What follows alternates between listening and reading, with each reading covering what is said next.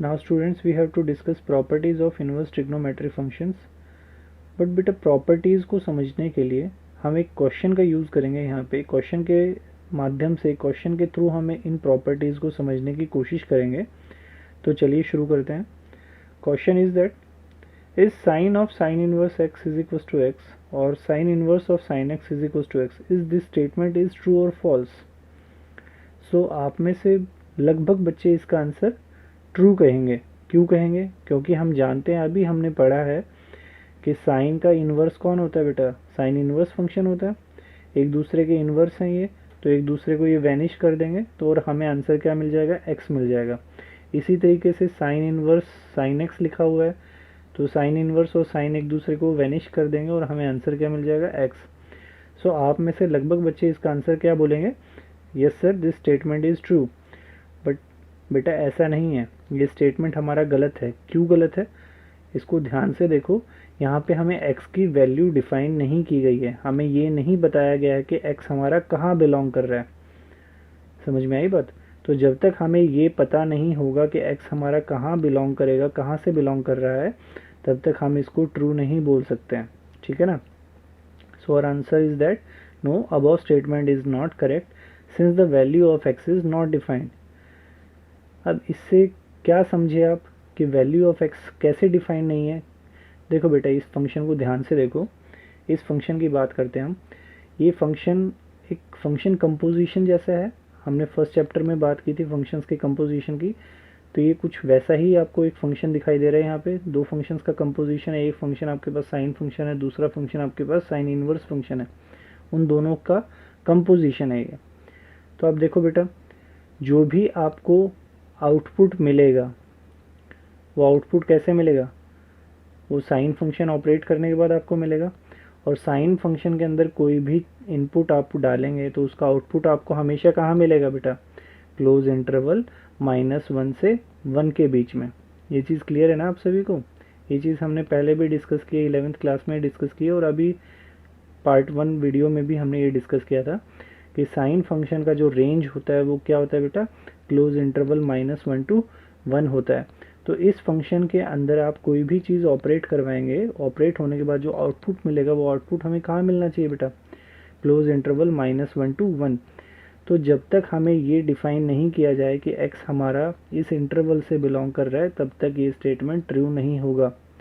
Same with this statement. अगर हम इसकी बात करते हैं तो यहाँ हमें आउटपुट कौन दे रहा है? आउटपुट वाला फंक्शन कौन है बेटा? Sine inverse.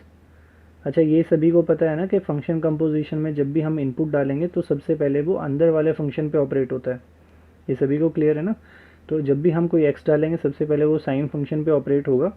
उसके बाद जो आउटपुट मिलेगा वो हमारे साइन इनवर्स के लिए एज ए इनपुट काम करेगा। और आउटपुट हमें कौन दे रहा है? अब साइन इनवर्स फंक्शन। तो साइन इनवर्स फंक्शन का प्रिंसिपल वैल्यू ब्रांच क्या होता है बेटा? क्लोज इंटरवल -π/2 से π/2। तो जो भी आउटपुट मिलेगा हमें वो कहाँ मिलेगा? Close interval -π/2 to π/2। तो जब तक यहाँ पे ये वाला x हमें ये नहीं बताया जाए कि इस इंटरवल से बिलोंग करेगा या नहीं करेगा, तब तक हम इस स्टेटमेंट को ट्रू नहीं कह सकते हैं। ठीक है बेटा?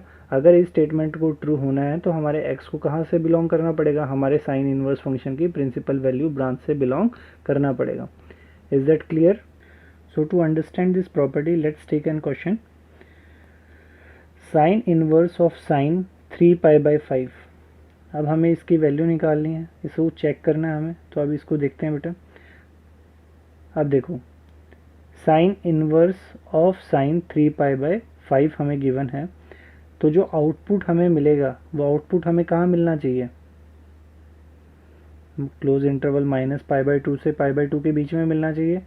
तो क्या ये जो हमारा 3π/5 है, क्या ये हमारा -π/2 से π/2 के बीच में है? नहीं है। You can easily observe that कि हमारा 3π/5 -π/2 to π/2 के बीच में नहीं है।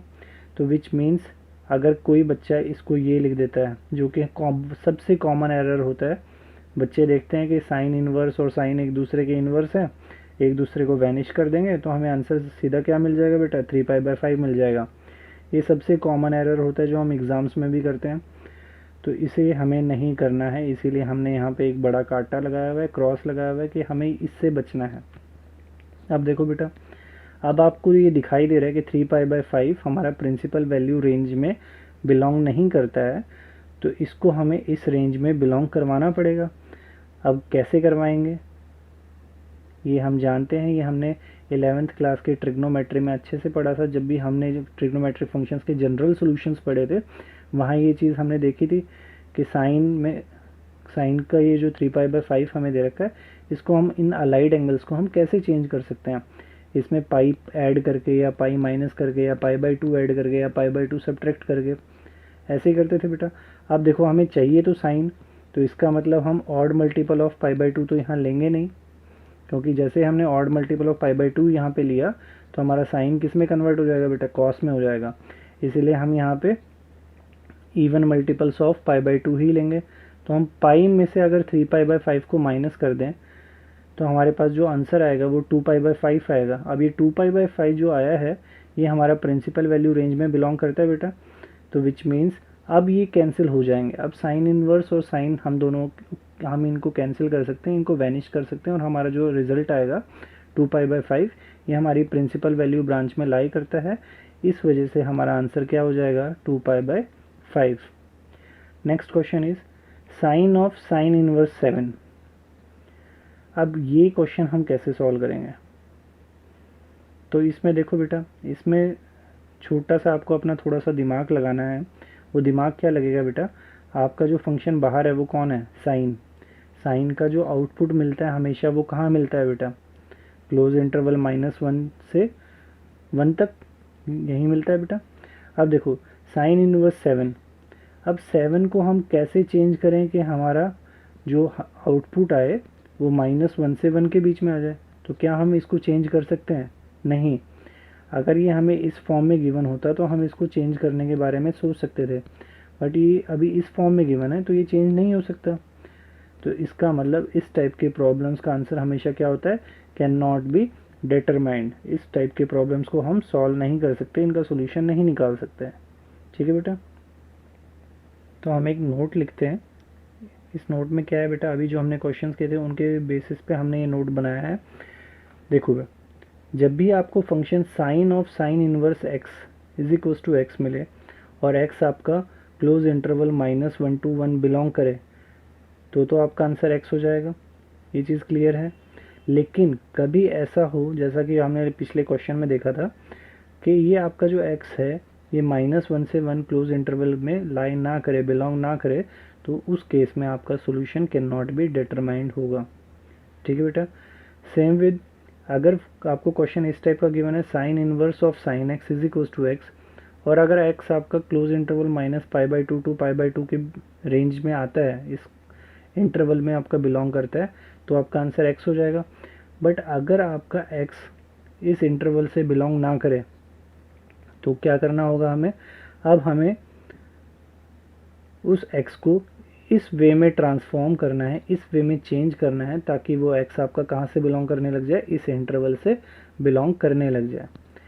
ठीक है बेटा, ये चीज़ हमने पिछले एग्जाम्पल में भी देखी थी। हमने 3π/5 को ट्रांसफॉर्म किया था, क्योंकि 3π/5 हमारा प्रिंसिपल रेंज में नहीं आ रहा था, इसलिए हमने 3π/5 को ट्रांसफॉर्म करके हमने आंसर क्या निकाला अपना, 2π/5। ये चीज़ क्लियर है। अब ये जो हमने नोट लिखा है, ये नोट हर ट्रिग्नोमेट्रिक फंक्शन के लिए वैलिड है। यहाँ पे यही सेम नोट हमें कॉस के लिए भी यूज़ करना है, टेन के लिए भी करना है, कॉट के लिए भी करना है, सेक कॉसेक सभी के लिए हमें ये नोट करना है। तो इस नोट को ध्यान से देख लो। जब भी आपका फंक्शन इस टाइप का हो और आपका अगर वो x आपकी इस रेंज में बिलोंग ना करे, तो उस टाइप के फंक्शंस का आंसर कभी भी नहीं निकाल सकते आप। लेकिन जब भी आपका फंक्शन इस टाइप का होगा तो हम उस x को ट्रांसफॉर्म करेंगे ताकि वो x हमारा इस रेंज से बिलोंग कर जाए। ठीक है बेटा, तो चलिए अब कॉस फंक्शन के बारे में पढ़ते हैं। अब कॉस फंक्शन का डोमेन क्या होता है, रेंज क्या होती है, कॉस इनवर्स फंक्शन का डोमेन क्या होता है, रेंज क्या होती है, ये सब हमने अभी इंट्रोडक्शन वीडियो में देखा था। तो अगर आपको कभी cos of cos inverse x given है तो वो x कब होगा बेटा, जब वो x आपका कहाँ से बिलोंग करना चाहिए। अब देखो कॉस बाहर है, आउटपुट कहाँ मिलना चाहिए आपको, इस वाली रेंज में। तो जब भी आपका x क्लोज इंटरवल -1 to 1 में बिलोंग करेगा तो ये आपका आंसर एक्स ही हो जाएगा। सेम विद दिस, अगर आपको क्वेश्चन इस हिसाब से गिवन है cos inverse of cos x, तो अगर देखो अब बाहर वाले फंक्शन को देखना हमें, बाहर कौन फंक्शन है, कॉस इनवर्स। अब कॉस इनवर्स का आउटपुट आपको कहाँ मिलना चाहिए, क्लोज 0 टू पाई में। तो अगर आपका ये जो x है ये क्लोज 0 टू पाई में बिलोंग करेगा, तो आपका आंसर सीधा क्या हो जाएगा बेटा, x हो जाएगा। तो अब एक क्वेश्चन लेते हैं, cos inverse of cos 5 pi by 4। अब जैसा कि आप देख पा रहे हैं, ये जो हमारा 5 पाई बाई 4 है, आप देख लो ऊपर आपके पास क्या है, 5 है, नीचे 4 है। तो जब भी डिवाइड करेंगे तो ये 1.25 पाई आ जाएगा। 1.25 पाई का मतलब पाई से तो डेफिनेटली बड़ा है, विच मीन्स इस स्पैन में तो आपका ये x बिलोंग नहीं कर रहा है बेटा। ये चीज़ सभी को क्लियर हो रही है ना, क्योंकि बाहर कॉस इनवर्स है, तो कॉस इनवर्स का आउटपुट आपको कहाँ मिलेगा, हमेशा क्लोज 0 टू पाई में मिलेगा। लेकिन ये जो हमारा x है ये हमारा इस इंटरवल से बिलोंग नहीं कर रहा है, विच मीन्स हमें इसको ट्रांसफॉर्म करना पड़ेगा। ऊपर वाला नोट आपको याद होना चाहिए इसके लिए। तो अब हम इस x को ट्रांसफॉर्म करेंगे। अब इसको ट्रांसफॉर्म कैसे करेंगे बेटा, 5 पाई बाई 4 को क्या हम पाई प्लस पाई बाई 4 नहीं लिख सकते, इसको हम ऐसे लिख सकते हैं, ठीक है। अब देखो हम यहाँ पे हमेशा even multiples of pi by 2 लेंगे, क्योंकि अगर जैसे हम ऑड मल्टीपल्स लेंगे हमारा कॉस किस में कन्वर्ट हो जाएगा, साइन में हो जाएगा। तो यहाँ पे पाई प्लस पाई बाई 4 लिया, तो कॉस पाई प्लस थीटा क्या होता है बेटा, पाई प्लस का मतलब आपका ये थर्ड क्वाड्रेंट में गया। थर्ड क्वाड्रेंट में कॉस क्या होता है बेटा, नेगेटिव, विच मीन्स ये हमारे पास क्या आ गया, माइनस कॉस पाई बाई 4, ठीक है। अब देखो माइनस कॉस पाई बाई 4 को क्या मैं ये नहीं लिख सकता, cos pi minus pi by 4। Second quadrant में भी तो कॉस क्या होता है बेटा, नेगेटिव होता है। अब यहाँ से हमारे पास कॉस क्या आ जाएगा, cos inverse cos 3 pi by 4। अब ये देखो बेटा 3 पाई बाई 4 हमारा 0 टू पाई में बिलोंग करता है, इस स्पैन में आ रहा है ना बेटा 3 पाई बाई 4, विच मीन्स हमारा जो आंसर होगा वो क्या हो जाएगा बेटा, 3 पाई बाई 4। नेक्स्ट क्वेश्चन ले लेते हैं, कॉस ऑफ कॉस इनवर्स 5। अब बेटा इसको ध्यान से देखो, अगेन हमारा जो बाहर वाला फंक्शन है वो फंक्शन कौन है बेटा, कॉस है। कॉस का जो आउटपुट मिलता है वो कहाँ मिलता है बेटा, क्लोज इंटरवल -1 to 1। क्या 5 को आप ऐसे ट्रांसफॉर्म कर पाएंगे कि वो -1 से 1 के बीच में आ जाए, नहीं बेटा। सो इसका आंसर हमेशा क्या हो जाएगा, can not be determined. But जो सबसे कॉमन एरर है इस टाइप के क्वेश्चन में, वो एरर की हमने यहाँ बात की है। अभी हमने बात की थी कि कॉस ऑफ कॉस इनवर्स 5, उसका answer can not be determined होगा।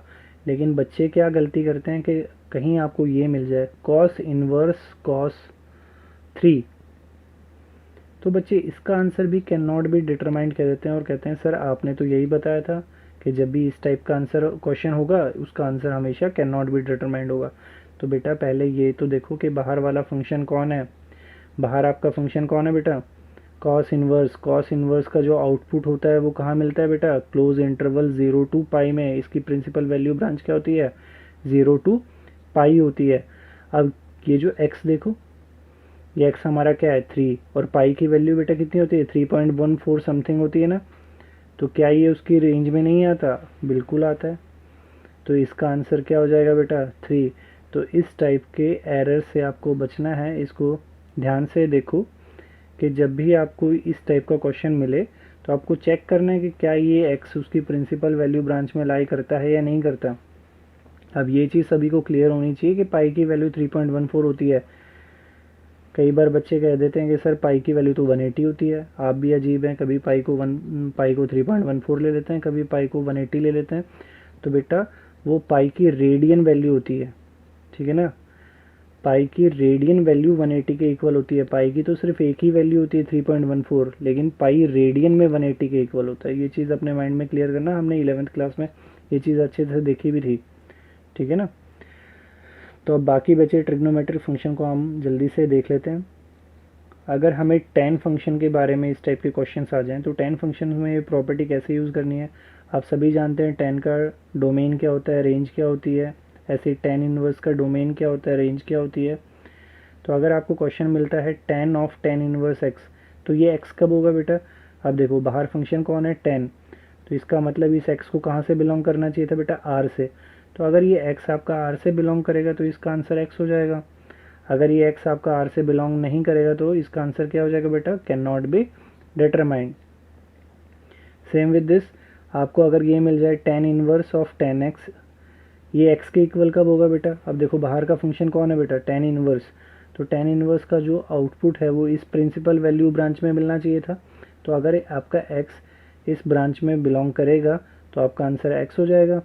अगर ये बिलोंग नहीं करता है तो हम उस x को ट्रांसफॉर्म करेंगे इस हिसाब से कि वो आपका x इस वैल्यू प्रिंसिपल वैल्यू ब्रांच से क्या कर जाए बेटा, बिलोंग कर जाए। So next function is cot function. अब कॉट फंक्शन को देखते हैं। कॉट फंक्शन का डोमेन क्या होता है, रेंज क्या होती है, हमने पढ़ा था। कॉट इनवर्स फंक्शन का भी हमने डोमेन और प्रिंसिपल वैल्यू ब्रांच ये दोनों चीज़ पढ़ी थी। अब अगर आपको cot of cot inverse x given है तो ये x के इक्वल कब होगा, अब बाहर कौन है बेटा, कॉट, तो कॉट का आउटपुट कहाँ से मिलता है, r से मिलता है।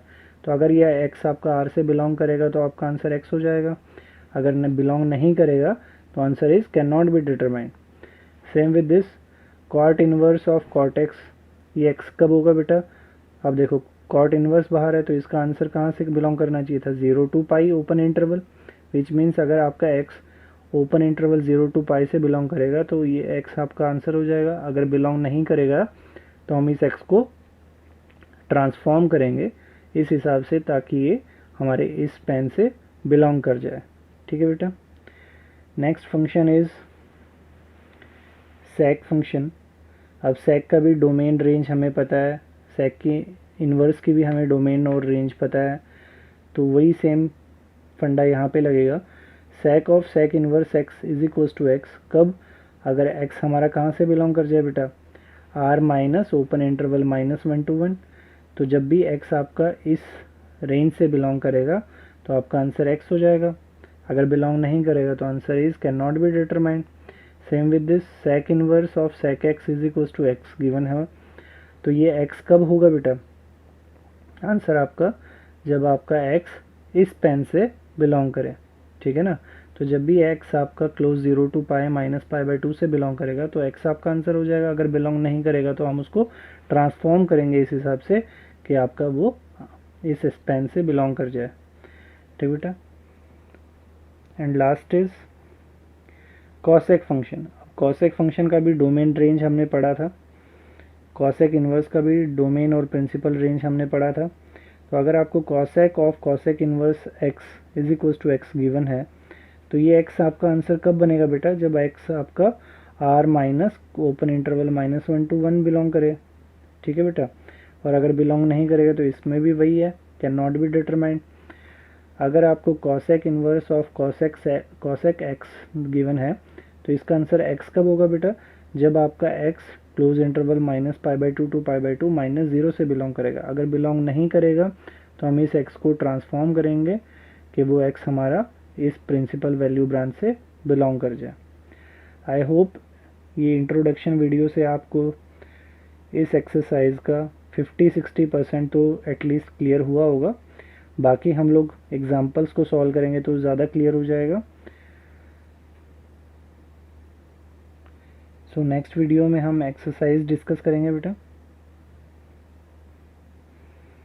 If you like this introduction video then please subscribe my YouTube channel. Thank you.